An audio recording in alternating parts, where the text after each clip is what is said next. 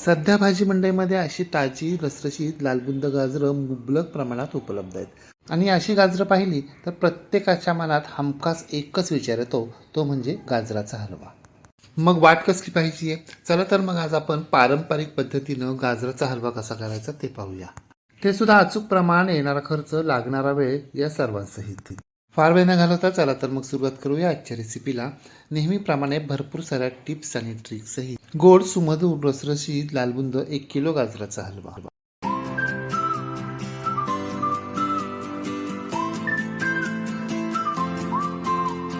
गोड सुमधूर गाजराचा हलवा करण्यासाठी हे पहा, इथे आपल्याला 1 किलो ताजी लांबसडक लालबुंद कडक गाजर घ्यायची आहेत आणि ही गाजरं आपल्याला मंडईमधून आणल्यावर स्वच्छ धुवून घ्यायची आहेत. आता गॅसवर आपल्याला 1 लिटर म्हशीचं दूध म्हणजे घट्ट मलईयुक्त दूध मंद आचेवर गरम करण्यासाठी ठेवायचं आहे.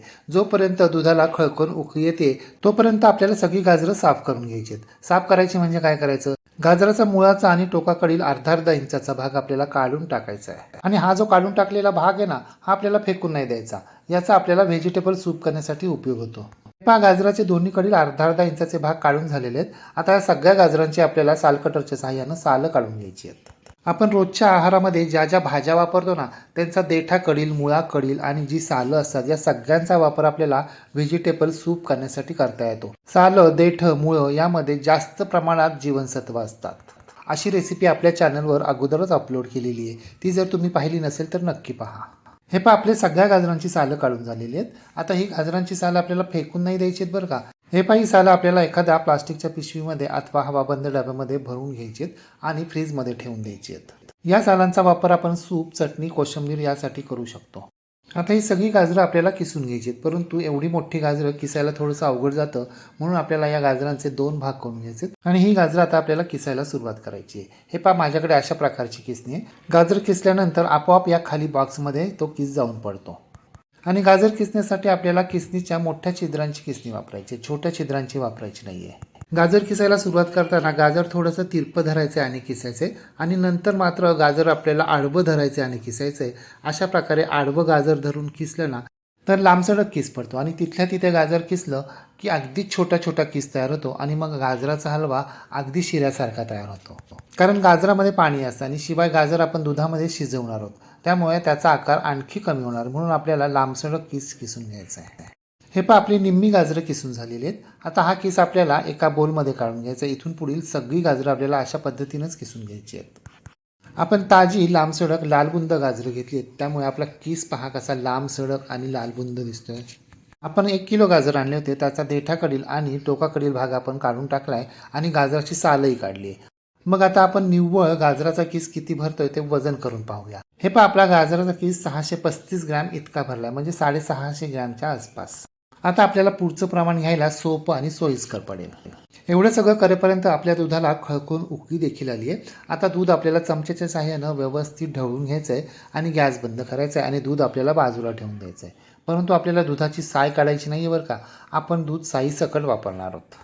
आता गाजराच्या हलव्यासाठी आपल्याला 125 ग्रॅम म्हणजे साधारणपणे अर्धा पाव इतका शुद्ध खवा घ्यायचा आहे. आता हा खवा प्लेन होण्यासाठी आपल्याला किसणीच्या मोठ्या छिद्रांच्या सहाय्यानं किसून घ्यायचा आहे. तुम्ही पाववाटी दुधामध्ये मिक्स करून घेतला तरी सुद्धा चालणार आहे किंवा 1 चमचा साजूक तुपामध्ये परतून घेतला तरी चालणार आहे, म्हणजे तो प्लेन होईल.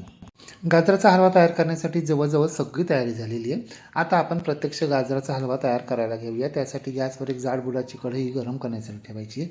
कढई गरम झाली की त्यामध्ये आपल्याला 1 चमचा साजूक तूप घालायचं आहे आणि या साजूक तुपामध्ये आपल्याला मूठभर ड्रायफ्रूट्सचे काप तळून घ्यायचे आहेत. यामध्ये मी 10 बदाम, 5 काजू आणि 5 अक्रोड घेतलेत.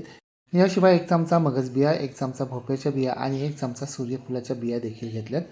अर्धा चमचा चारोळी आणि 10-12 पिवळे मनुके घेतलेत. सगळे जिन्नस आपल्याला मंद आचेवर अगदी 2-3 मिनिटं एकसारखे परतत राहायचे. अशा प्रकारे नट्स आणि सीड्स मंद आचेवर तुपावर परतून घेतले ना तर ते क्रंची होतात, पचायला हलके होतात आणि स्वादिष्टही लागतात. हे पहा, आपले सगळे जिन्नस अगदी खमंग खरपूस तळून झालेले आहेत. आता आपल्याला हे काढून घ्यायचे, परंतु पूर्ण काढायचे नाहीये. चमचाभर ड्रायफ्रुट्स आपल्याला कढईमध्येच ठेवायचे आणि यामध्ये आपल्याला 4-5 ठेचलेले वेलदोडे घालायचे आणि ते सुद्धा अगदी मिनिटभर परतून घ्यायचे. अशा प्रकारे वेलची तुपामध्ये तळली ना तर ती आणखीन स्वादिष्ट लागते. आता गाजराचा किस घालायचा, गॅसची फ्लेम मोठी करायची आणि हा गाजराचा किस आपल्याला मोठ्या आचेवर एकसारखा हलवत राहायचा आहे. आपण नंतर सुद्धा या गाजराच्या हलव्यामध्ये ड्रायफ्रुट्स आणि थोडीशी वेलची पावडर घालणारच आहोत, परंतु अशा प्रकारे तुपात तळलेल्या या जिन्नसांबरोबर गाजराचा हलवा परतून घेतला ना तर आपला गाजराचा हलवा आणखी स्वादिष्ट लागतो. गाजराचा हलवा करण्याचे अनेक प्रकार आहेत. आज आपण किसून गाजराचा हलवा तयार करतोय, परंतु पूर्ण गाजर कुकरला लावून गाजर ठेचून किंवा गाजराच्या छोट्या छोट्या फोडे करून देखील गाजराचा हलवा तयार करता येतो. परंतु आज आपण सगळ्यांना सोपी जाईल अशी पारंपरिक आणि बेसिक पद्धत पाहतोय.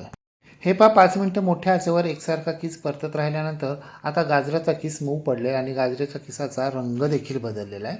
आता गाजराचा किस आपल्याला एकसारखा करून घ्यायचा आहे आणि यामध्ये आपल्याला पाव लिटर दूध घालायचं आहे. आपण अर्धा लिटर दूध गरम करून घेतले, परंतु आपल्याला एकदम घालायचं नाही आहे.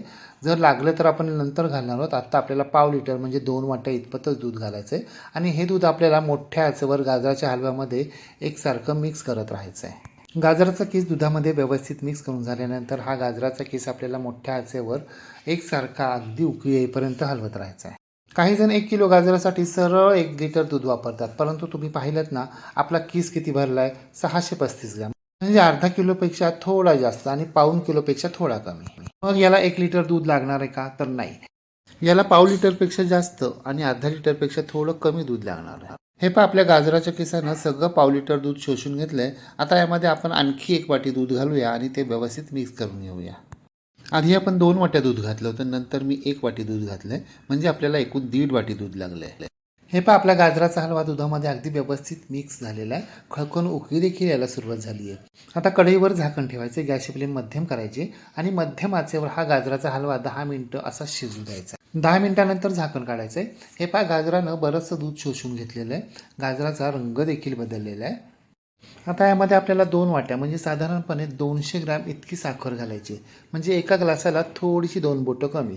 आणि ही साखर आपल्याला मोठ्या आचेवरच या गाजराच्या किसामध्ये व्यवस्थित मिक्स करून घ्यायची, एकजीव करून घ्यायची आहे. जर तुम्हाला खूपच गोड आवडत असेल तर तुम्ही पाव किलो साखर वापरू शकता, परंतु मी सांगितलेलं 2 वाट्यांचं म्हणजे 200 ग्रॅमचं प्रमाण अगदी परफेक्ट आहे. यापेक्षा जास्त साखर वापरली तर खूपच गोड होईल. मग साखरेची चव लागेल, गाजराची चव लागणार नाही. हे 1-2 मिनिटातच आपलं मिश्रण पातळ झालं, याचा अर्थ आपली साखर पूर्णपणे विरघळलेली आहे. आता यामध्ये आपल्याला किसून घेतलेला खावा घालायचा आहे आणि हा खावा देखील आपल्याला मोठ्या आचेवरच या मिश्रणामध्ये व्यवस्थित मिक्स करून घ्यायचा आहे, एकजीव करून घ्यायचा आहे. खव्यामुळे आपला गाजराचा हलवा स्वादिष्ट तर होतोच, पौष्टिकही होतो, शिवाय एकसंध होण्यासही मदत होते, म्हणजे मिळून येतो. जर तुमच्याकडे अशा प्रकारे खावा उपलब्ध नसेल तर तुम्ही अर्धी वाटी दूध पावडर देखील वापरू शकता. म्हणजे हल्लीचे 10 रुपयाला जे सॅशे मिळतात ना दूध पावडरचे, ते 2 सॅशे घालायचे आणि व्यवस्थित मिक्स करून घ्यायचे.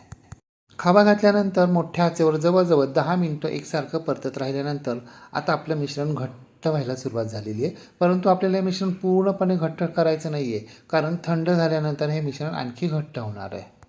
आता आपला गाजराचा हलवा परफेक्ट तयार झाला. हे कसं बरं ओळखायचं? पहिली खूण म्हणजे आपला गाजराचा हलवा गोळा झालेला नाही आहे, परंतु गोळा व्हायला सुरुवात झालेली आहे आणि हलव्यानं कढईच्या कडेनं तूप सोडायला देखील सुरुवात केली आहे. हे मिश्रण चमच्यातून खाली सोडण्याचा प्रयत्न केला असता ते अगदी पटकन धारदार पडत नाही आहे, थोड्या वेळानं पडत आहे.